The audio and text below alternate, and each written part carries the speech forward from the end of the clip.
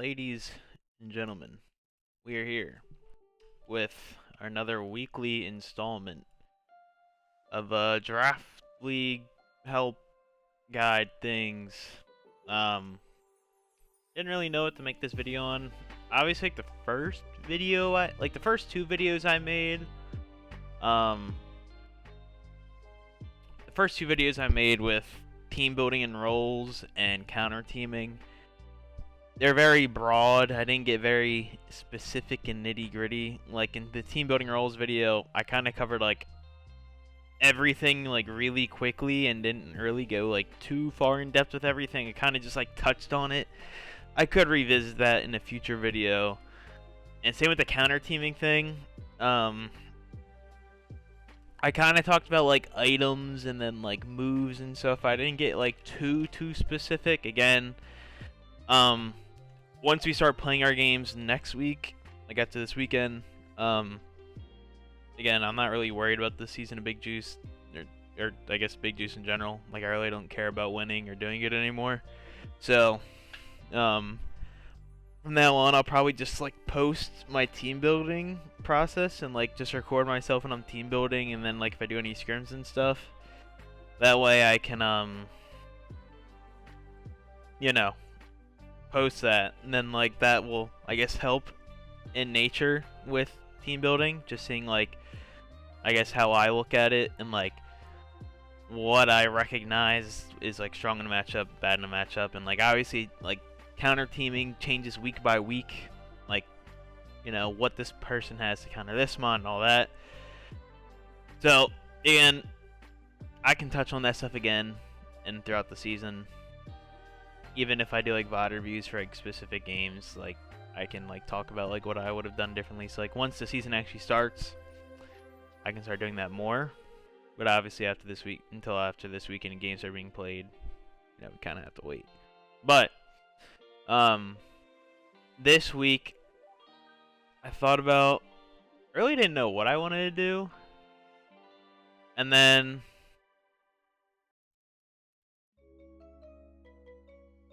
I didn't know what I wanted to do.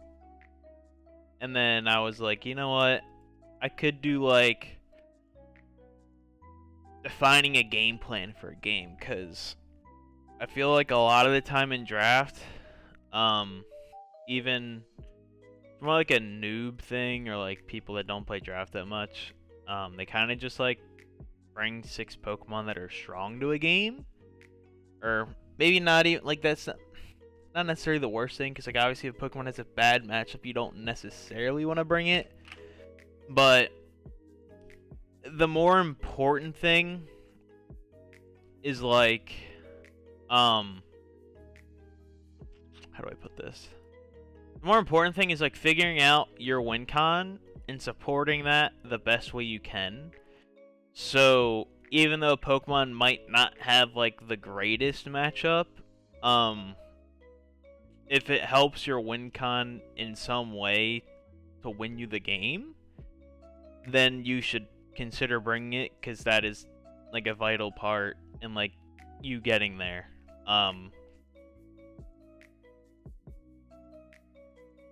So I guess to get into it a little bit, I have like 3 replays from like this last year. They're from,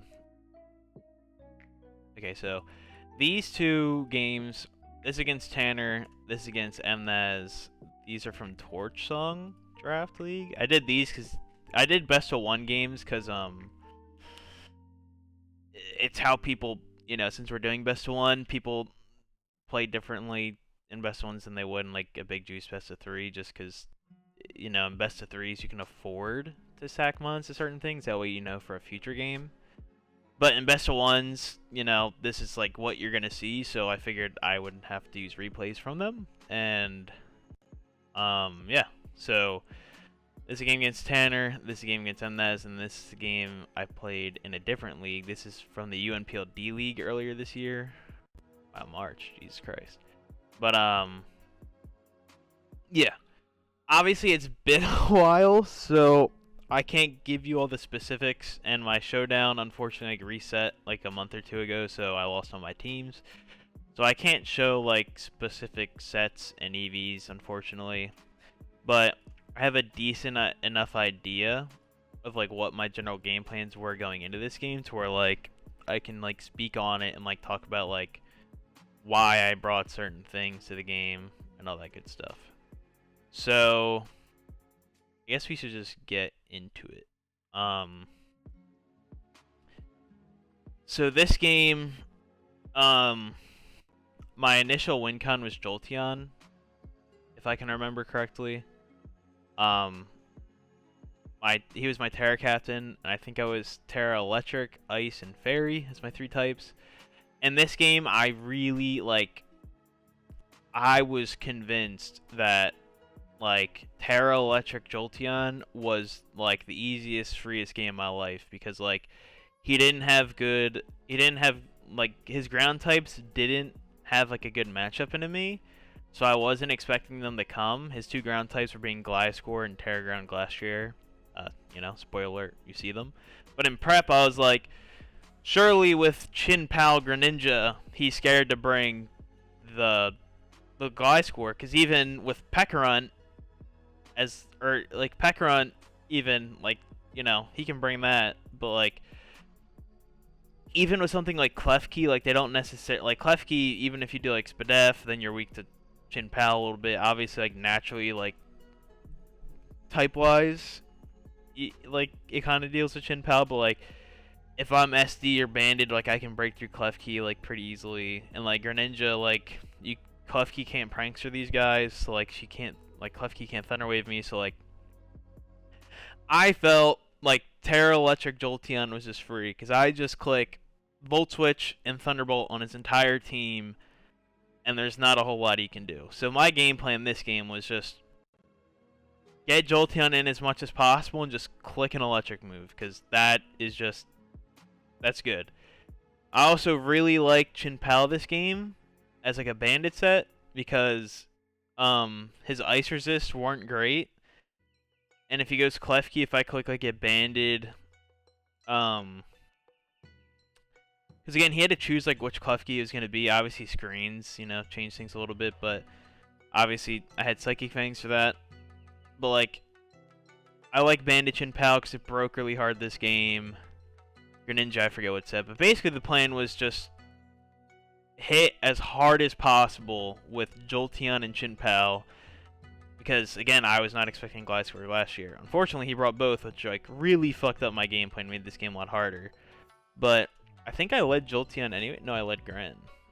Okay. I don't know why I led. Again, this was, 7 months ago, so it's going to be a little hard for me to give, like, accurate descriptions. But the other 2 games, they're a little bit more recent, so maybe. But I led Gren here. I mean, if we're just looking on, like, matchup, Gren just kind of deals with a lot on his team. So the only bad lead would be Pole because it's faster than me and it can potentially U-turn and like do a lot of damage. But other than Pole, felt like Gren just kind of did a lot of damage to everything, so it's like a good lead.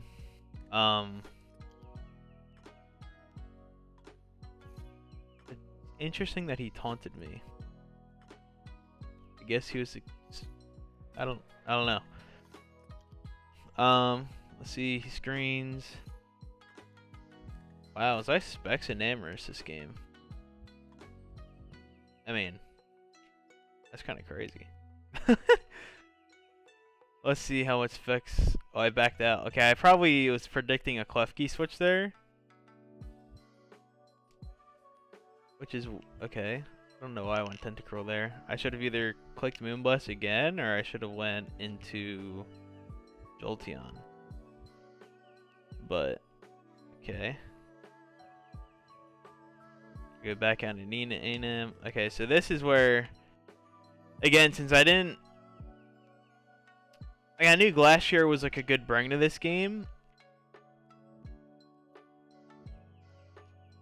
but like,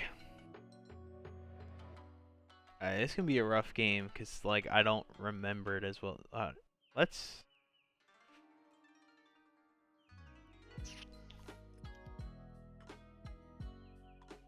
I mean, like, I want to use this because, like, it's an example of a game where, like... Alright, let's just keep going. Alright, so we go this. He substitute with screens. I can't really break this shit, so I kind of just have to sack Tentacruel to this. I stayed in there because, one, I died like a Terra Ground stomping tantrum or whatever, so, like, his prediction's an Amorous and just try to kill it. I stay in to try to just get damage on the sub, and also because, like, Tentacruel realistically into this team doesn't have, like, the greatest matchups. So, like, I don't really care if Tentacruel dies necessarily. So I get a lucky crit there to break the sub because I don't think 2 Surfs would have broken sub through light screen. But you die. Again, I have to go Jolteon. But this is a misplay because, again, I mean, he has to be Terra Ground this game. That's just how it was. And going Jolteon, if he tears here and clicks a move, he can, like, kill me very easily. My mother just texted me. He can kill me very easily, so going Jolteon here is actually, like, a pretty bad play. Because, again, it does... But it's good and bad, because, like, it's good because I can force a Terra for a grind, which is what I was initially doing. But it's also bad because I lose Jolteon for free. But, like, considering that Gliscor and Glacier are both here, I was like, fuck. Like, my whole game plan is out the window because Jolteon can't do anything now because I'm not Terra Ice to kill these two. So, I went Jolteon. Luckily for me, he did not Terra. I just Terra'd because, like, you could say, like, not tearing's better because then he would just assume on Terra Ice for longer. But, like, I Terra'd Electric there because I need to do as much damage to this thing as possible. I kind of got lucky that he didn't Terra there. So I immediately go into an Amorous because, like, again, that's my only play. I can't really afford to sack Tusk just yet because if he starts hazard sacking me with Gliscor, like, or even Klefki, like, I need to be able to spin that away. And I get super bailed out because that would have destroyed me. He hit that Icicle Crash. We get a big Specs Moonblast off here. And, well, we sack an Amorous, which is a really good wall breaker. And, like, we're down 4-6 early on. Because, again, just a couple of bad plays and, like, just mispositioning. We're down, but we're at least in a position where we can kill this thing now. I bring out Chin Pao just to secure the kill. Okay, well, he switches. But I kind of have to crunch, or... I can't afford to click an ice move, so I'd either click crunch or a fighting move, but I didn't want to click a fighting move in case he went out into, like, Gliscor or something. So I just click crunch because it has the best coverage overall, I felt. Like, this is what I'm talking about. A banded crunch at 45 to Klefki, and then I got a lucky defense drop, which means no matter what, I got to kill this turn. Because if he wants to go this, it's dying into, or even maybe, no, it's definitely dying into because it's a quad resist, but, like, Pekkaron can't switch in. Gliscor's getting 2 hit. Like, so no matter what, because of that defense drop, I get a kill here, which brings me back into this game. I don't know why he clicked Thunderwave. Again, I guess just banking on a switch, and he had, like, no other moves to, like, really hit. Because assuming this was screens, this probably wasn't. He probably also didn't have spikes, otherwise he would have clicked it, so just, you know, playing on his out, I guess. So, Chin Pao getting me a kill. Here, I don't want to stay in, because while I can 2-hit it, it's, like, not worth taking the damage just yet, because Chin Pao can 1v1 pull in, like, a scenario if I'm at full. So I switch out into Tusk, because I assume he's going to get rocks up here. Here, I get a big Ice Spinner off, but he Toxics me, so now I'm in a bad position, because he can Protect stall me, so he can get health back, and he can get toxic damage on me. But also, he can spin block with Pekkaron. So I have to decide if I'm clicking Ice Spinner or Rapid. I have 3 choices to make every turn. It's either I click Ice Spinner on Gliscor, I Rapid Spin to get rocks away, but he could go Pekkaron. Or if I'm predicting Pekkaron, I click Headlong Rush or Earthquake. But if I click that and Gliscor stays in, it gives him another turn of toxic damage and healing. So I'm in a pretty bad spot here. Because again, I don't necessarily want to switch in Chin Pao because I'm taking 25% from rocks. Greninja, again, I don't necessarily just want to take damage to take damage. And then Jolteon, like, I could go Jolt, but again, since I'm not Terra Ice, I can't hit this thing. So, like, realistically, like, my only play here is either make hard predictions with Tusk or just go hard Gren. And even then, if he toxics Gren and starts, toxic protect stalling Gren, like I'm just in like a super bad spot. So let's see what I do here. He predicts the rapid spin, goes into that. Don't rush spot. Here I headlong rush. I guess he assumed he was faster, because I think Pekaron is naturally faster than Tusk. I think Pekaron is 88, and isn't Tusk like 87? Let me see. Pekaron is 88, and Tusk is 87. So yeah, so I guess he just assumed he was faster. I guess he was assuming I was like a more defensive Tusk, but I was speedy, and I guess he was more bulky because he was a weakness policy set. So this turn was actually pretty big for me because he actually clicked Nasty Plot. So I essentially broke his... I procced his weakness policy early so I didn't have to worry about it later. And now he's in a position where, like, his, like, big breaker is, like, down. So, like, now it's, like, does he stay in and predict me to predict Gliscor and, like, try to kill it on the switch? Or do I just hit it? Unfortunately, I believe I headlong rushed into the Gliscor swap because I didn't want Tusk to die. And this, like, is obviously just destroying me. Looking back, I probably should have just clicked Ice Spinner. Because even if this dies, like, it's not the end of the world because then I can go Gren, and if I'm Battle Bond, like, I just go crazy. It's like, I don't know why I clicked headlong rush here. But I did. That's just a bad play. I shouldn't have done that. Here he's going to protect. Try to go for a spin, can't get it. And then here, this is my last turn, so now I'm like, again, in that like 3-play slot where it's like, I could spin, Ice Spinner, or headlong rush. I think I go for headlong rush. Yeah, I go for headlong rush. And now Tusk is dead, and Gliscor is basically at full. So I'm basically in a 2v5 right now because Jolteon is essentially useless because, these two just hardwall it. And then the others are like, The good thing for me is, like, all the other mons are, like, extremely weak, which is good for Pal and Gren. It's like, even though I'm down in numbers, like, the game isn't necessarily over. Because, again, everything else is, like, extremely low. Like, Gliscor dies in one hit to Gren or Pal. Grim dies in one hit to either of them. Pekaron dies in one. Glacier. So, like, even though I'm down in numbers, realistically, this is still a pretty even game. Because of just the two mons I have in the back and just matchup. Really, the biggest kill in the game was killing Klefki, because killing Klefki for these two was pretty big. So now, I believe I go Gren. Because, again, I just need to kill this thing, and again, his switch into Gren isn't great. Because right here, if I click Ice Beam, he can't go Pult.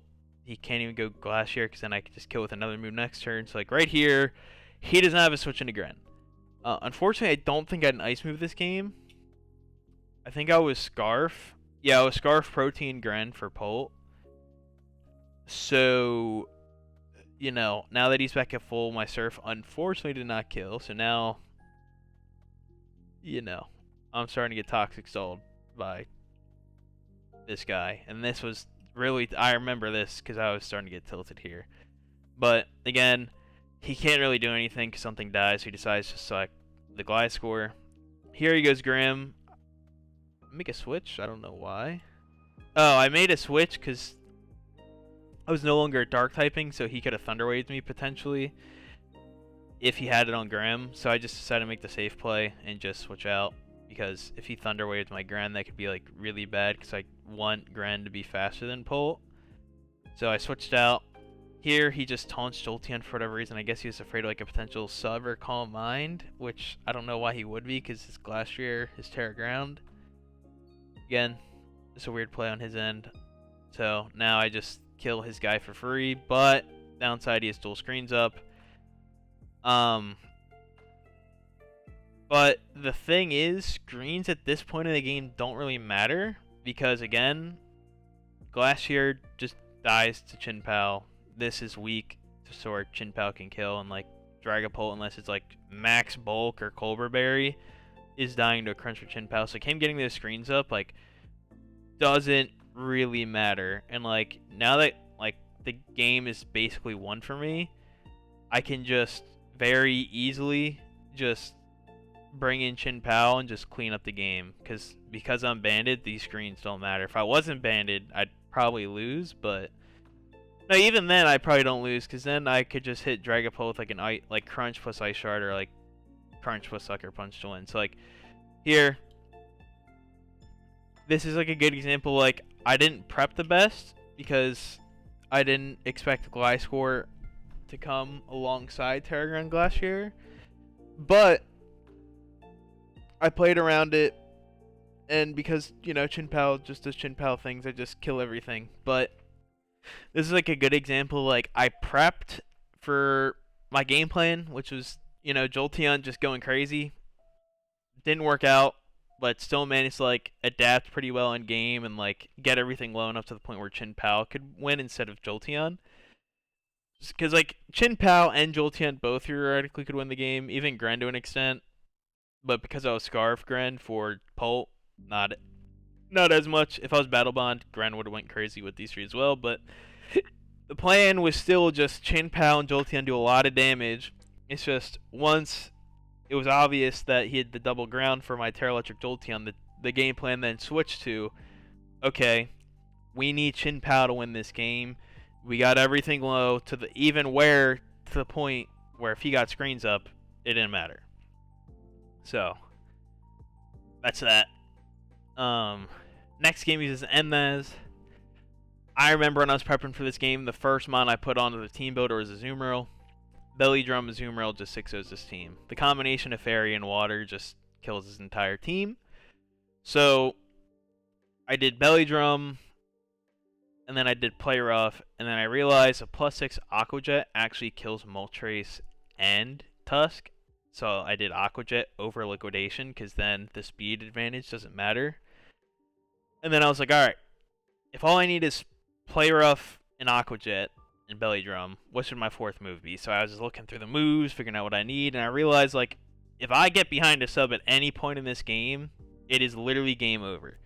The only way he can deal with it is Haze Milotic, which, if you watch my video on this game, I can skip to the turn. I can pause on the turn when I get there, but there's a point in the game where I think Milotic is in, there's a point in the game where I know I can win with Azumarill. It's just a matter of if he's Haze Milotic. Luckily for me, he was Dragon Tail instead of Haze, which was a Giga Throw, because if he was Haze, then he actually had a decent chance of winning, or at least extending the game out a bit. But because he was Dragon Tail, you know, prepped if. But, again, the plan was Azumarill 6-0s, so just try to get my Azumarill in a position to where I can just win. The only downsides that were in Azumarill's way was 1, Haze Milotic, and 2, Flame Body on Moltres. So, like, obviously, I don't want to pull the trigger too early, because, again, if I Aqua Jet into the Flame Body on Moltres and I get burned, then I don't one-shot everything, which becomes a problem. But even then, like, if I do pull the trigger early, I can put stuff in range. I can use Azumarill to put stuff in range so something else can win. But again, the game plan, to simplify it, was get Azumarill in, Belly Drum, win the game.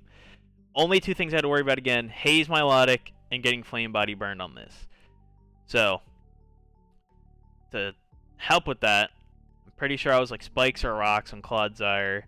I was dual screens on Rotom, because again, if I'm trying to sub with Azumarill, screens is good. And also screens allows me to set up in front of more things, because like with Azumarill, if I'm in front of something like Tusk, I might not necessarily want to set up in front of Tusk, because like a Headlong Rush is going to do a lot. And if I'm like low, he could kill me. But with screens, now he does not want to stand like ever. So like I was screens on Rotom, because again, just support Azumarill, because I know Azumarill has a super crazy matchup this game. So it's just support Azumarill. That's the game plan. So here, Elite Cat. Figured Cat just had a good matchup in everything, because I was a mixed Cat with Power Gem this game. So even if Moltres came out, I had at least had an option of clicking Power Gem into it. And again, like, Flower Trick just kills everything, and Knockoff is really strong in the River Room. So I just felt like Cat was a good lead. He goes hard on Moltres, predicting the U-turn. But I just click Flower Trick because, again, turn 1, no reason to over-predict. Here, I could have clicked Power Gem, but because I wasn't Protein, I didn't want to eat like a Flame. It wasn't going to kill because I was going to be a Rock type. And if he was like Spadef, he would have lived anyway. And on top of that, like, if he's like Will-O-Wisp or like some weird move, like, I don't necessarily want to eat it. And on top of that, like, he could scout for it. So again, it's so early in the game and he's not in range of my Power Gem. Then I'm not gonna show Power Gem because like I lose more than I gain by Power Gemming here. Because like I show it, I don't kill him, and he can do something annoying to me. So I just switch out into Clodsire to start getting my hazards up. Again, he can't do much. He gets a nice U-turn off. He gives Milotic, but here he kind of knows I have to be unaware Clod this game for Revivroom because again, this thing's a demon. So he goes Milotic to Scald because it does two things for him. One, it confirms that I'm unaware and not Water Absorb, which, you know, I mean, you kind of knew anyway, but it's just good to like guarantee. And two, he's just getting good damage on me. But because Clodsire are so bulky, I get to just sit in front of it and start hazard stacking on him. Here, I make an aggressive play out because I figure he's just going to go hard Tusk and just get a big hit off. And I don't want Tusk to get free switch-ins, especially in Clodsire, so I go Rotom. Here, unfortunate Scald Burn, but, you know, happens. But I still stand by the play. Here he goes Alolan Golem. I don't necessarily know why, but, you know, we're here. Again, here I'm just trying to get my screens up because we're trying to set up for the Azumarill, but he has Brick Break for some fucking reason. Breaks my screens. Here, I'm like, you know what? I can't touch Golem. He's a Rock Electric. I really only have... I was dual screens, Willow, Volt Switch. I can't really hit it, so I was like, let me just get out of here. I could just go into Clodsire. He can't really touch me. Bro, click Supercell Slam. You know, this game wasn't Mnez's greatest performance in the world. But again, it's a good example of setting up for the win con. Here, again, Rotom is like my designated Tusk switch in. I did debate being Terra Fairy this game to like wall Tusk even more, but I kind of figured he'd have Heavy Slam, so I was like, I guess I could kind of play mind games by being Terra Electric. And Terra Electric also gives me more damage on things like Milotic and Moltres with Volt Switch, so like, yeah, that's where we were. Here, and then Super Trolls. If he clicked Close Combat, he would have just killed me. But he forgot that I was Terra Electric. Clicked Ice Spinner, I live, and then I get my Reflect up. So here, this was the turn where I was like super pressed because I was like, do I pull the trigger on Azumarill now? Because I'm in the perfect scenario. Again, only way Azumarill doesn't auto win the game here is if he has Haze on Milotic. But I figured, like, even if he is Haze on Milotic, like, I can still kill it. That way I could potentially set up later in the game again. And even though I don't have screens anymore, like, I can use Azumarill to kill its counter, and then later in the game, I can then, like, clean up everything else with a combination of Play Rough and Aqua Jet. So, like, I figured, even though it's risky and I'm pulling the trigger a little early, I figured now was the time, because it's just a perfect opportunity for me. So here, he switches out into Moltres, but I click Sub first. So now, if he's potentially Will-O-Wisp or some other, like, weird move like Taunt, I'm behind a sub, so he can't touch me. And again, he didn't have a flying move, so I just get a free Belly Drum up. Get my Citrus Berry. Now, I Aqua Jet, didn't get burned. Now he goes Milotic, and it's like, alright, if he has Haze, he has Haze. But I feel good at this point where, like, even if he stops the Azumarill sweep, I still feel confident in my ability to win this game. So I was like, you know what? There's no reason to switch out. I'm fully set up. We're just gonna send it. He did not have the Haze, which means Azumarill cleans up this game in a easy 5-0 fashion, which is good. You know, this is the win con, and we put off very early. Won us the game for free, basically. Azumarill, my goat. I love this thing, bro. Love this thing. That game, again, it was just support Azumarill, get him in, get the damage out. That's how it went. And then this game against Tanner. I'll be honest, I really don't remember much from this game. The only thing I do remember was, I think I was Specs Rotom this game, and I think I was Terra Water Bronzong with Iron Defense Calm Mind, because I was like, if I get an Iron Defense up, like, nothing on his team can kill me. I think I was Terra Water, so I was like, assuming Raikou's dead, like, I figured Terra Water Bronzong with Iron Defense, Body Press, Stored Power, Calm Mind could just win the game by itself. And realistically, all I had to worry about was Raikou. And I'm not really worried about Raikou because I have Clodsire. And, like, yes, Raikou gets Scald and he gets Scald and Extra Sensory. But one, I can be Water Absorb for the Scald. And two, Extra Sensory is a weak move. And unless he's like Specs Raikou, he's not really breaking me. So, like, unless I'm in range of Extra Sensory, I can just Earthquake and kill him. So, like, I'm not really worried about Raikou this game. So, again, win con was Bronzong, Terra Water with Iron Defense, Body Press kind of just, like, cooks his whole team. And I remember I was, like, Specs Rotom, but I was, like, super bulky with no speed because I realized I was faster than what I needed to be faster than. And I didn't need speed to outspeed anything. So, it's like, I was just going to run max HP, max special attack, Specs Rotom. So, that's really all I remember. I don't remember what else I was for this game, so I guess we'll just go into it. Here, I get a not-so-favorable lead.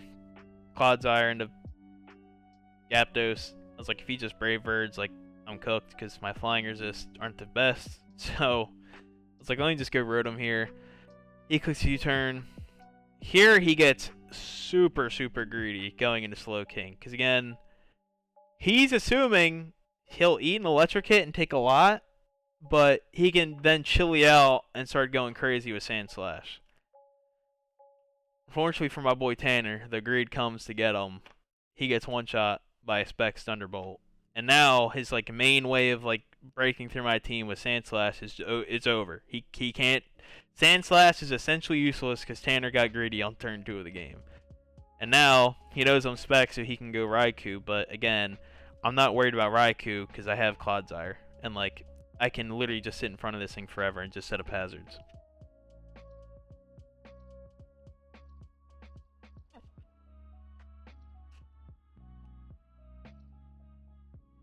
Here, I didn't want Clodsire to die just yet, so I go into my Bronzong, because Bronzong also, like, pre-Terra, well, he can't really hit me, so we just switch out. Here, I click the Iron Defense. I guess I could have doubled into, like, Roaring Moon, potentially, but, I mean, this is, like, a fine play regardless. It's like, he has to, like, Rapid Spin here. Okay, he burns me, actually, okay. So he burns me, but again, I'm setting up with my Bronzong. I start Calm Minding, because again, I can kill this thing, and then if I get enough Calm Minds up, he might not be able to break me with Raikou. So, we just start getting our Calm Minds up so we can live potential hits from Raikou. Hazards go away, but it's like whatever. But, again, we kill Torkoal, which is big, because now if we get Hazards back up, there's no way he can get rid of him. He goes this. Thunderbolt actually does a lot. Okay, that was a bad Calm Mind. I should have just killed him. Maybe he wasn't in range of a Stored Power. I don't know. That's like the only reason I can think of for not just clicking it there. But here, we're basically going to lose Bronzong. But we got two very big kills. We killed Torkoal and we killed Raikou. Now, this thing in, he kills me, but now I can go Rotom and I get a free Thunderbolt. Because again, with Specs Thunderbolt, he has absolutely zero switch-ins. Raikou's dead. Like, something's dying here with Thunderbolt. Oh wow, that chewed that shit. Oh my god. Yeah, like he can't, like from this position, like he really can't do anything. Like he can go Sand Slash, but I can go. I think I was Rocky Helmet Azumarill actually this game. I was. Oh no. Oh man. Tanner needs to stop using Mons with triple axle, bro. He be running into them helmets too much, man. He needs to start running protective pads or something, bro. God damn. But here, I figured, you know, defensive, yeah, big defensive for zoom rail. But yeah, now the game's just over. You can see how, even though Bronzong didn't like auto in the game like he might have needed to, he broke it enough to where Rotom could win. Cause like he didn't have a ground type, and once Raikou's dead, like I'd get free Thunderbolts in his entire team. So like that game, you know, more on Tanner's greed for having Slowking in front of a Rotom. But, you know, still, the game plan still worked. Obviously, it didn't auto win the game, but sometimes it's not just about winning the game. Like, sometimes you can break stuff down to where other things on your team can win for you. So, like, if Rotom couldn't win, let's say there was, like, a ground type this game, maybe I don't stack Bronzong to, like, Raikou and Torkoal, but I knew I could use Bronzong to break. That way something else, like my Roaring Moon, like, I didn't bring out Roaring Moon at Tropicos once this game. So, like, I still felt very confident in my ability to win this game. But, like, again, when it comes to prepping for a game, who's in here, man? We got the big Biff in here. What's his picture, man? I don't know. But regardless, the big thing about draft is creating a plan and playing around it. Guess I could show my team for my league game here. I mean, I'm playing it today, and the chances that the guy finds my YouTube channel and watches the video is pretty low. Do I want to show it? I don't think I do. Just on the 1 in a million chance the guy finds my channel and watches the video before we play, but regardless, the big thing is, again, finding your win con and supporting it. And, like, it's hard. Like, oh, it's hard. It's hard. Do I show my team I prepped? Maybe. I can use my team I used last week, I guess. Yeah, let me show my team last week. So, my team last week, let me pull up the doc for the league I'm in.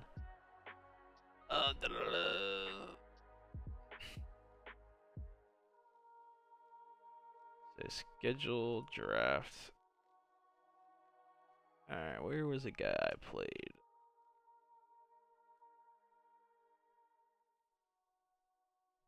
Yeah, Darkrai? Okay, so this team. So, this was the team I had a different team. I guess I should pull that up really quick. Basically, the team I had for week 1 in this league was awful. It was literally like every Paradoxmon ever with Pincurchin. So, this was the team I had to work with. These are my Terra captains. That was Thorns with Rock, Bug, and Flying. And a Weird Ear that was Terra Normal, Electric, and Ghost. This team's awful. This is probably the worst team I've ever used. The fact that I won this game, spoiler, is insane to me. And this was the team I was prepping against here. Darkrai, Latias, Terra Lucario, Pekarunt, Rotom, Azumarill, Serena, Gligar, Trek, and Bronzor. So, going into this game, I knew Gligar was going to be a problem. Terra Fairy Gligar, if you look at my team, I don't have any way of killing Terra Fairy Gligar except for Crown. And, you know, if he doesn't Terra, then, like, if he's not forced to Terra early, then Crown can't kill Gligar, and then I die to Earthquake. So, like, even then, I have to find a way to force Terra. And outside of Crown, I have no way of killing a Fairy Gligar. No way. I also knew Lucario, again, he's always a threat and a problem, just because Terra Normal, Extreme Speed, just, my team isn't that bulky, so my only resist being, like, Boulder and Crown, so, like, if he wanted to, he could do, like, a Terra Normal, he could even do, like, Terra Steel, fucking something, I still was worried about Lucario, so, like, when I was prepping for the game, I had Luke down, but I knew, like, Gligar was more likely, but, like, I was still worried about the offensive capabilities of Lucario. Um, I knew Pekarunt was gonna come because it's like his best boulder check, which I use against him. Latias, just good matchup in my team. Not good for bundle, but like for everything else, it's like pretty decent. Darkrai outsped everything on my team but bundle. But he brought Scarf, that way he could outspeed everything outside of the terrain, which wasn't the worst thing in the world, but regardless, I had a good idea of what he was going to bring. This is like kind of what I expected. I expected him to bring Serena just because, like, you know, it's like not. I mean, I wasn't surprised that he didn't bring Serena, but I figured it was like a decent bring. But I guess I should just pull up the replay instead of yapping a bit.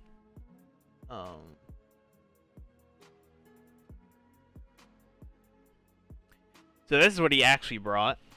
And then this is obviously what I expected him to bring. So I was 4 for 6 because he brought Terrakion and Gligar over like the Serena and Luke. Obviously I knew like these two were likely. But going to this game I kind of figured like Darkrai could be Scarf. But I thought just attacking Darkrai, either Specs or Life Orb or some boosting item would be good. Just kind of free hits and everything except for Bundle. I knew he was going to have to be like AV or like Spadef, Azumarill for Bundle, because Bundle just like if you look at his team, like Bundle quite literally kills everything on his team except for Bronzor. But honestly, low-key was worried about Bronzor going into this game, but I then saw Bronzor had a total of 15, or oh, my fault. Bronzor had 24 attack stat, so I was like, all right.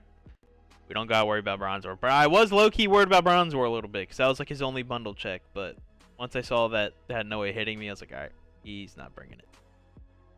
So, again, I knew bundle was just stupid this game offensively. I thought about choice bundle, but again, because of Azumarill and potential AV Serena as well to deal with bundle. Obviously, Serena isn't as good in the bundle as Azumarill. But AV or Yachi Berry Serena is still pretty good. That way, like, I can't spam water move because if Serena's alive, it can come in, and like I can't spam Ice Beam until Azumarill's dead. I have to quick freeze dry. So like, I thought if he was worried about bundle, he could bring Serena and Azu to check it, but he just decided on Azumarill. And then again, Terra Fairy Gligar I can't really deal with. Terrakion is just decent in my team. It like hits this pretty hard. Like fighting Rock just had good coverage in my team, and then. Yeah, Pekarunt walls like all my physical attackers as it normally does, and then So I honestly thought this was a rough game, especially seeing the Gligar off lead. I was like, oh my god, dude, like this is awful. But the team I brought, I was Train Extender because again with this team, if I don't have Terrain up, I'm cooked. Bundle. Again, I thought about Specs, but I thought Never Melt Ice is better just because it makes my freeze dries hit a little bit harder, and then. That's really all I need to wear down the Azumarill quicker.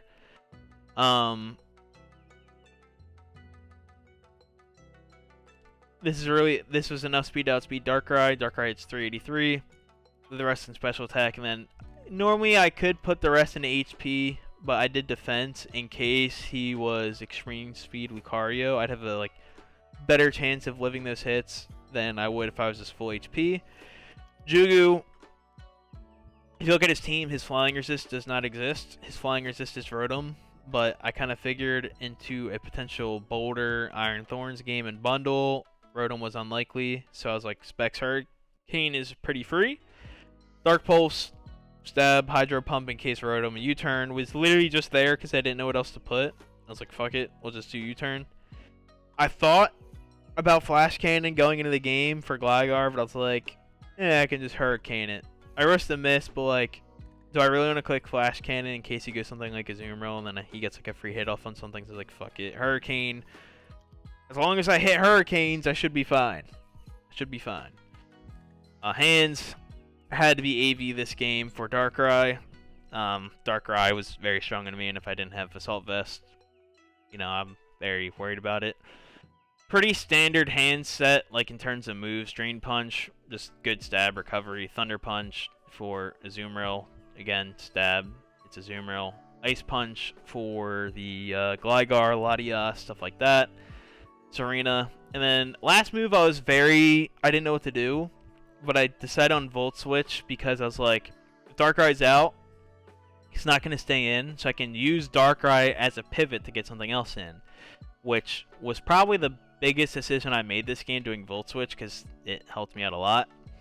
EV wise, it's very funky, but I'll go over it.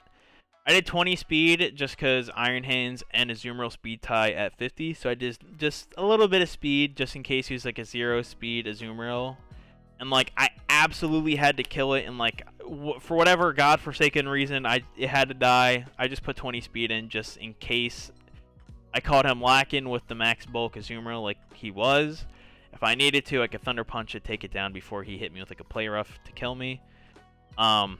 200 HP with a 192 Spadef was like all I really needed to wall Darkrai. If I did any more, like, yeah, technically I eat the hits better, but I'm pretty sure with 200, 192 at AV, I'm pretty sure I got 3 hit instead of 2 hit by like a Life Orb Psychic. So that's what I wanted. Just not as long as I don't get 2 hit, I'm good. So that's what I did. Then I put the rest into attack, and obviously since I didn't need to boost my Spadef anymore, I did 96 attack Adamant. That way I could hit a little bit harder. Again, I'm lowering my special attack and I Volt Switch, but Volt Switch isn't here for damage. It's here for pivoting purposes. I'll go over Thorns. I didn't know what else to bring. Again, looking back, I should have brought Crown, because Crown deals with Latias and it deals with Pekarunt. And if you did bring Lucario, it could deal with Lucario a bit. Main reason I didn't bring Crown was because I was very worried about Darkrai going into this game, because Darkrai just absolutely destroyed my team. And I didn't want to bring something weak. I didn't want to bring anything more than I needed to be weak to Darkrai. So I was like, well, Thorns, if I get a Dragon Dance up with Thorns, Terra Bug, Pin Missile, Rock Blast kind of goes crazy. So it's like, you know, this is the one game I'm ever going to have Thorns on any draft league I ever do in my life. I might as well use it. I thought once I saw Pin Missile in his moveset, I was like, I have to do Loaded Dice Pin Missile with Rock Blast. Again, Crown would have been way better, but I was like, Thorns, I might as well just say fuck it, we ball. And then my last set, Boulder, is a very big set, because on weakness policy. So I said at the beginning that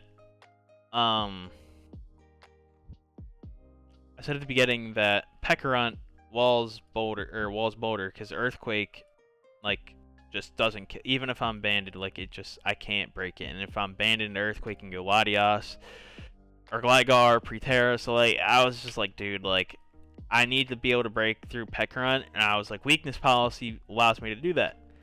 I was 144 speed Jolly because that's faster than Latias. Latias hits 350 and 352. I did as much attack as I possibly could, but the key thing was 112 HP. Obviously, it's just the rest of what I had, but 112 HP was very big because I was willing to sacrifice some attack to like live hits, but with 112 HP, it made it so no special attack invested Pekarunt, like let's just say he was max HP, max defense, like he probably should be this game. Shadow Ball never 2-hits me. It always, I think it did like 41 to 49 on a high roll. So like the 112 HP was big because it allowed me to never get 2-shot by Shadow Ball, and it allowed me to live Aqua Jets better. So I thought about investing in some of the defense or special defense to like eat Aqua Jets or Shadow Balls better, but 112 was like all I needed, which made my life easy, made it good. Mighty Cleave, Close Combat, Earthquake. Mega Horn was literally just here for Latias, just hit it hard. So obviously the game plan is just win with bundle because it outspeeds everything and just like kills everything. But the plan was break with Jugu early with Hurricanes, try to hit as many as I can. And then like obviously Hands is my Darkrai answer. Boulder, is like my late game potential sweeper, because again, he kind of has to keep Pekron around until Hands and Boulder are dead. But because of weakness policy and because I'm psychic and he's ghost, I know he's gonna click Shadow Ball into me. He's not gonna click, you know, most people aren't gonna click the malignant chain into the boulder. They're just gonna try to kill it with 2 Shadow Balls. But because I was a little bulky with weakness policy, I turned a matchup that I'm disadvantaged in into an advantageous matchup for me. And then Thorns is here. Pink Urchin is literally just here for terrain. So, you know, that's the game plan. Try to win with bundle, but break with Jugu in the early, and then just, you know, Hands really is only ever hitting the field unless Darkrai's on the field. And then, you know, Thorns and Pink Urchin are here to be here. But again, I really like Boulder. I really like bundle this game, so I just decided to lead with bundle. I have my video up, so if you want, you can watch the video. It's only like 10 minutes long, but here we lead with bundle because again, until Gligar Terra Fairies, he does not have a switch into bundle. So here, I should have clicked Freeze Dry, but I clicked Ice Beam just in case he stayed in with Latias. You know, does slightly more damage. But we Ice Beam, play it safe turn 1. Here, you turn out. I know based off the damage Ice Beam did, he's Assault Vest now. So I go Pink Urchin. I take a big hit. Superpower did a lot, but because of the attack drop from Superpower, I don't believe I'm dead to anything. And also, if I do die, like, I don't necessarily have the best switch-ins to a Azumarill, so I'm just going to click Discharge here, just maybe get some damage off, maybe get a para. He was red card, so brings out my Boulder. I don't want to stand with Boulder, because again, I need to be healthy, and I cannot, like, say this Latias just, like, randomly had, like, Shadow Ball and proc my weakness policy, like, I could lose to Pekron in the late game, so, like, I need to keep Boulder healthy. So I go Jugu. Just try to get damage off because Jugu's like my big breaker. He goes Gligar. So here I know I have to click Hurricane and hit because I need to kill this thing. So back to Hurricane, big hit, gets a Toxic off. But again, assuming I hit the next Hurricane, he's dead. So we stay in, he protects. You know, we just kind of stay in here. But here, big turn. I have to hit this Hurricane or else Gligar is going to be a problem. I stay in, Hurricane, I hit it, he switches out, but because this took nothing. Only taking 51 is criminal, so once I saw this damage, I knew this was a Assault Vest 2, so I know this is AV, this is AV, that was red card, it's already gone, and then this is obviously a Violite, so really the only 2 items I don't know at this point is Darkrai and Pekron, which is very good. Turn 7, knowing like every item in the game, that's very good. Because really, the only items he knows is I'm Specs on this, and then he might know I'm Never Melt Ice. And obviously now he knows I'm Terrain Extender on this, but for these, he does not know my items on these 3. So like, I have the damage and information advantage on him right now, which is pretty big. I get a lucky confusion, but it didn't matter because he just kills me. Here, I knew close combat was like sort of free to my team, but again, I did not want Hands getting chipped at all.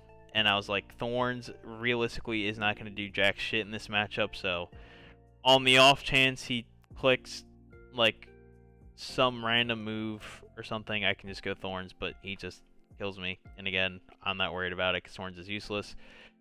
Here I go Boulder again. Now that I know he's AV and he's not Scarf, I'm not worried about. And again, trains up anyways, even if he was Scarf, it didn't matter. But here, I know I can use my Boulder to pressure out his Tracheon. And like, there's really nothing he can do. Like, he can go Latios my Earthquake, but then I can like Mega Horn next turn or something. Or I could even, you know.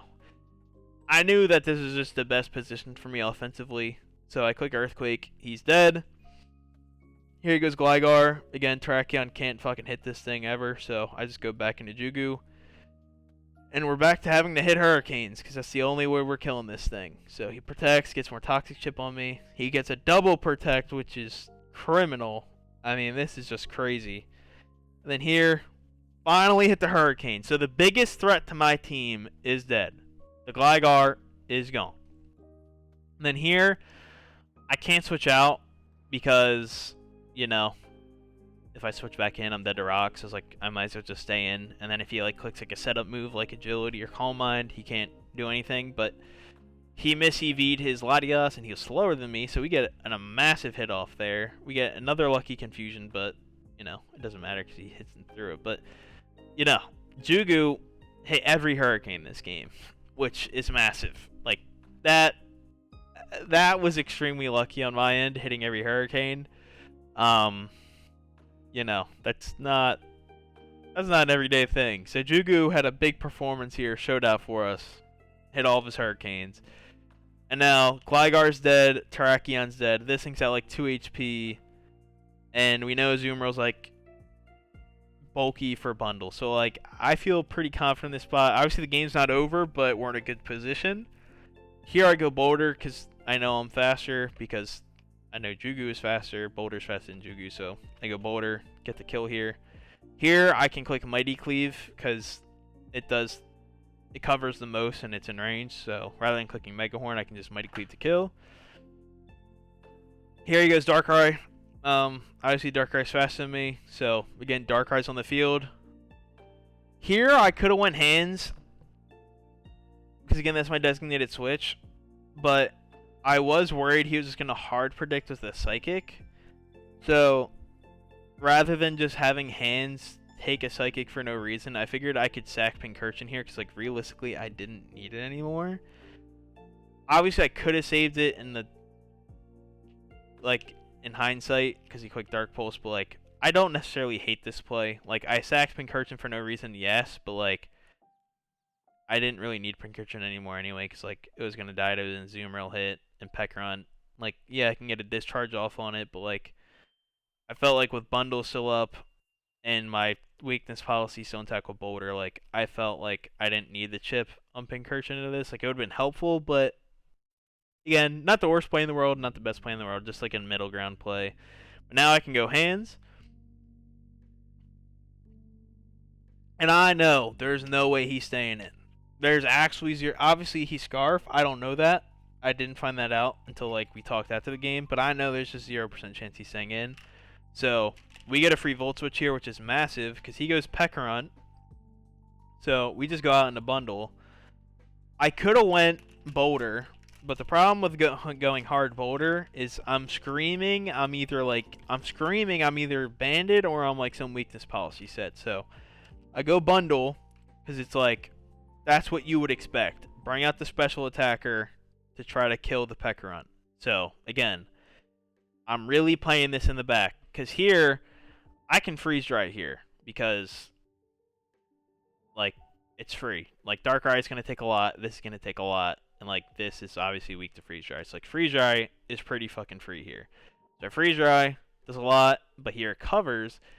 And I figured here, I was like I could ice beam to pressure the 2-shot, but I was like, I'd rather freeze dry in case he goes to Azumarill, because even if he clicks Malignant Chain and like does a lot of damage and he like potentially confuses me, like I felt like I could still win with hands and Boulder in the back. So like while bundle was still good, I was willing to risk it because I felt like these two could still win. So I click freeze dry. We get the big prediction. He goes out into it. He gets frozen, which sucks.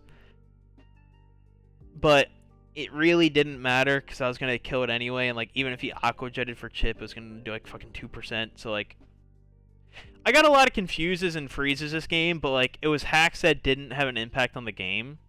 It's just like hacks that happened, but again, it didn't matter. I would say the biggest determining thing about this game was me hitting all my hurricanes. That was just nuts. But, you know, the hacks is whatever. It was like, this doesn't matter because now this dies. And now I get a free hit off on something. But because he went hard Darkrai, this basically just like screams like he's Scarf, or like he's got some like weird shit planned if he's not Scarf. So, again, Darkrai's out. We go hands. It's that simple.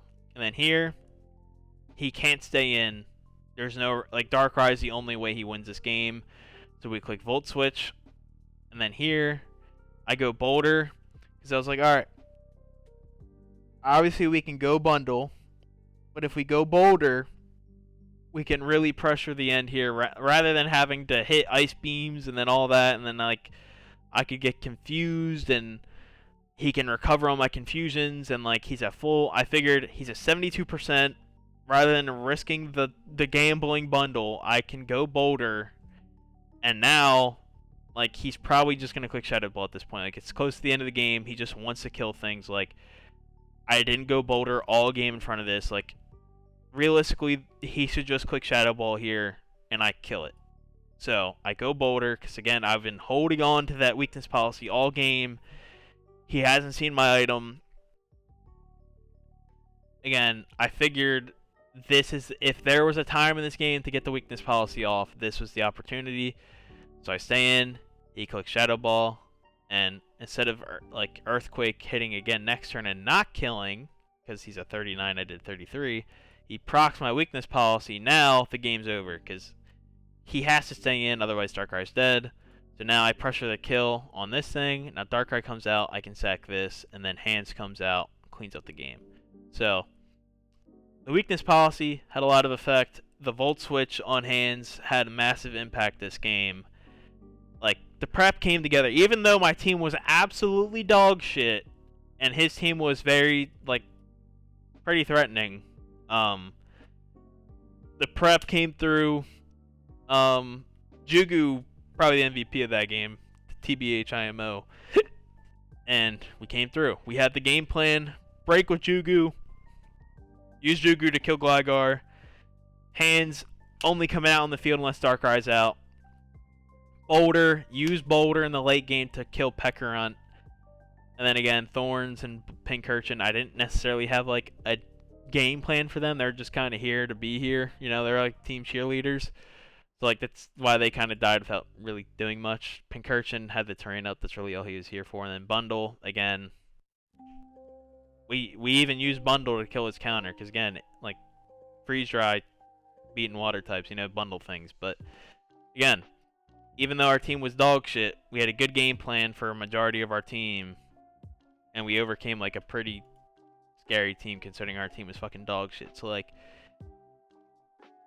the thing, again, with draft, it's figuring out what the win con is and prepping around it. So like, even though Thorns, maybe not necessarily, even though like, Boulder maybe not necessarily had like the best matchup this game, like it did and it didn't, because like again, even if Serena came, like it makes Boulder's job a little bit harder. So like, you know, the few tools I had, I felt like this is a pretty good game. I could show off my team I have for this next guy I'm playing today, but again, just off chance you watched it, don't want to spoil it. But again, biggest thing in draft, figuring out your win con and building around it. Because a lot of time, I said this in the beginning, I know I'm repeating myself, but like a lot of time, people will just bring mons and they'll just bring moves, and they won't necessarily like have a reason behind the move. Like they'll just be like, oh, well, just bring it. Another thing that people do is they'll just bring like random coverage moves. Like, can't really think of a good example off the top of my head, but like, they'll just bring a move to have it, and like it's like, that's cool, but like, could a different move be more useful? Or like,